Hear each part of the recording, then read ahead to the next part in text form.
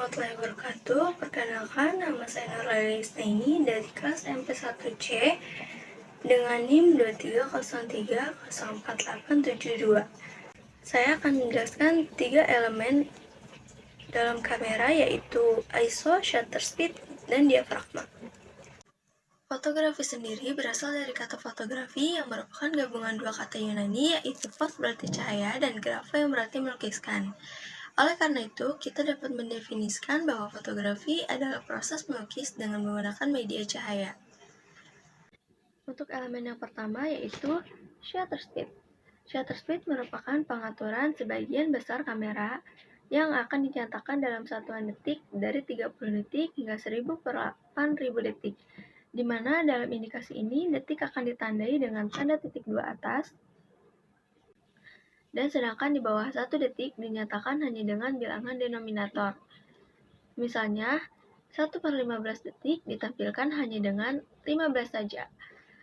Kunci dari pengaturan ini adalah jika semakin tinggi shutter speed-nya, maka semakin sedikit juga cahaya yang diterima oleh sensor, dan begitu pun sebaliknya.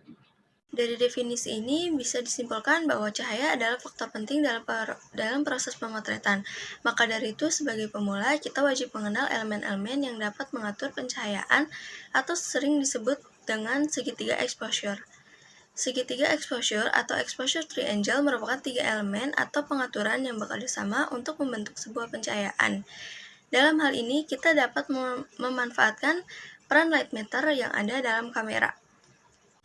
Shutter speed adalah lamanya waktu shutter kamera terbuka dalam memaparkan cahaya kepada sensor kamera. Pada dasarnya, shutter speed adalah berapa lama kamera kamu akan menghabiskan waktu untuk mengambil foto. Ini memiliki beberapa efek penting pada bagaimana gambar kamu akan muncul.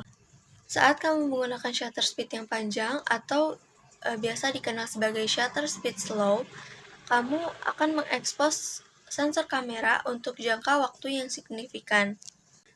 Efek besar pertama itu akan menyebabkan blur. Dan jika shutter speed kamu panjang, subjek bergerak di foto kamu akan tampak kabur di sepanjang arah gerakan. Efek ini cukup sering digunakan dalam iklan mobil dan sepeda motor, di mana rasa kecepatan dan gerakan dikomunikasikan kepada permisa dengan sengaja mengamburkan roda atau foto yang bergerak. Dan untuk shutter speed yang lambat digunakan untuk memotret bima sakti atau objek lain di malam hari atau di lingkungan redup dengan tripod. Shutter speed juga dapat digunakan untuk melakukan hal-hal sebaliknya sampai gerakan membengkakkan. Jika kamu menggunakan shutter speed yang sangat cepat, maka kamu akan dapat kehilangan gerakan bahkan dari objek yang bergerak cepat. Memiliki beberapa efek penting pada bagaimana gambar kamu akan muncul.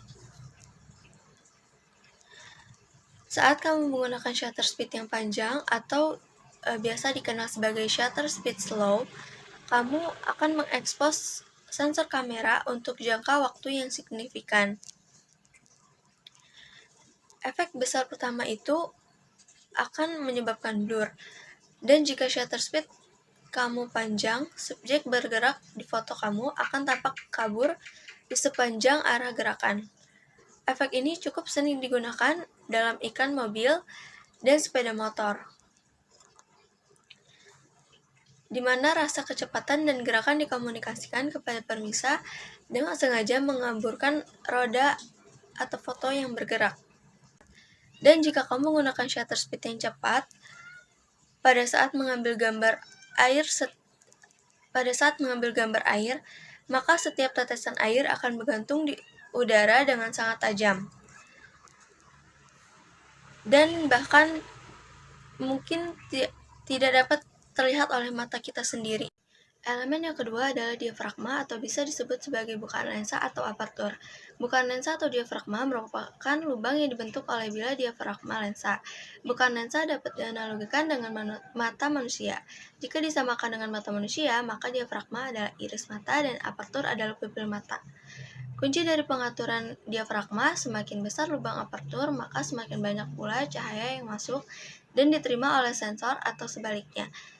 Dan apertur sendiri dinyatakan dalam satuan F atau stop, maka kita menyebut apertur 1.4.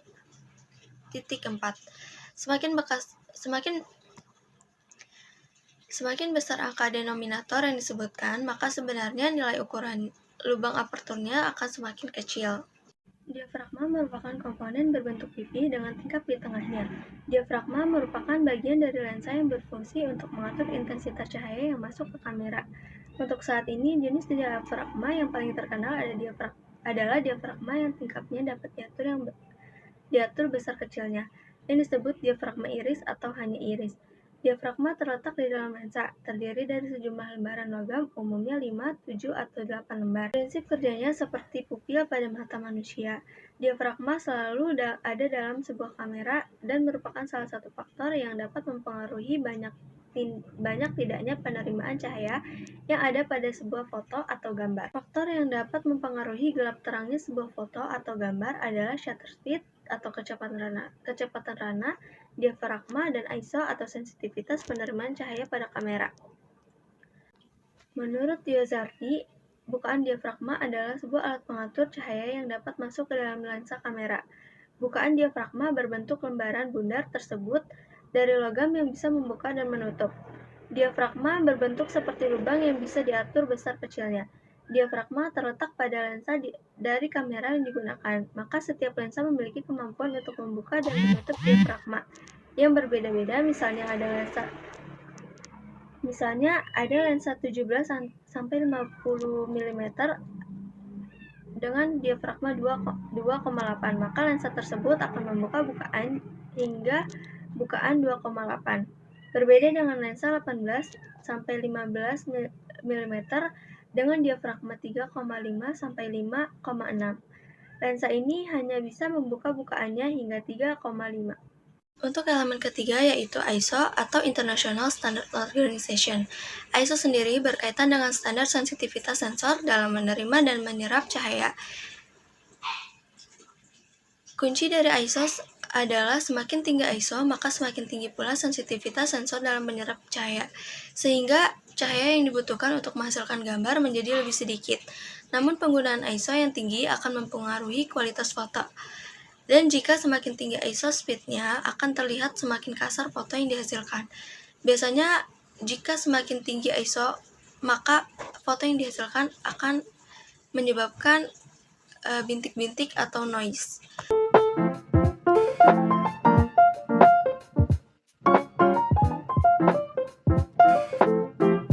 Selanjutnya ada troubleshooting atau hasil foto yang lebih gelap atau terang daripada yang kita inginkan. Hal ini bisa disebabkan dari beberapa hal, yaitu yang pertama jika warna putih atau sumber pantulan cahaya mendominasi, maka hasilnya akan cenderung lebih gelap dari yang kita inginkan. Jika warna gelap atau bayangan mendominasi, maka hasilnya akan cenderung terlalu terang. Anda dapat melakukan penyesuaian dengan menggunakan exposure compensation atau mengubah matering yang digunakan agar matering dilakukan berdasarkan daerah-daerah tertentu saja. Yang kedua, mungkin segitiga exposure-nya sudah mentok.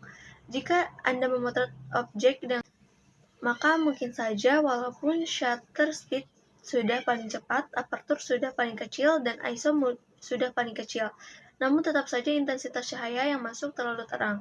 Apabila Anda mematok salah satu atau lebih segitiga exposure, misalnya Anda mematok apertur dan ISO sehingga kamera hanya bisa mengatur shutter speed-nya saja. Dapat disimpulkan bahwa kunci mahirnya fotografer adalah praktik. Semakin sering kita praktik, maka semakin kita akan memahami cara kerja kamera dan memperkuat skill dalam mengambil gambar. Jika sudah mahir teknik dan komposisi, usahakan juga belajar Photoshop untuk editing karena ketiganya adalah rangkaian proses yang akan mempercantik foto.